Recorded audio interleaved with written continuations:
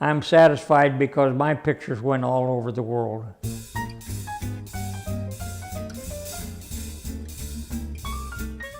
A lot of stuff for just the state of Indiana, and a lot of stuff was just local, but most of the stuff was for out of the city and out of state and out of the United States.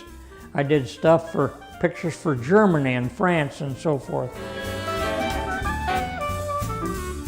Just as a little kid, I was involved with it. I had a box camera, and when I took model airplanes, I would set them up outside on the sidewalk, and so it looked authentic. And I'd sit the camera right down on the sidewalk and move it right in close and take the picture. That's what I did when I was a kid.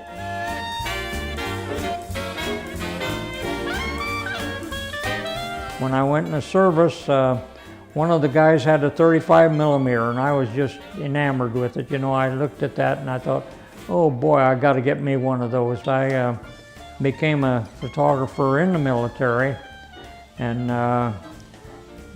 but I was just a snap shooter. You know, I just took what I was told to take, go out and take a picture, and that's what I did. So I learned the photography business inside and out, just doing it in the military. I thought it was so interesting that when I came home from the military and started in college, you know, I got about 2/3 of the way through, and I decided photography was my business. So I was called on to take some pictures for the Smithsonian, and that was an interesting job, you know. So I felt honored that they accepted my original work and then called on me to do a job. When I got out of the service, I was hooked, you know, and I had purchased a good camera, Canon camera, and I decided that I would like to do some photography, so I started doing photography, and boy, the customers came. So I became known as the wedding photographer in Whitley County.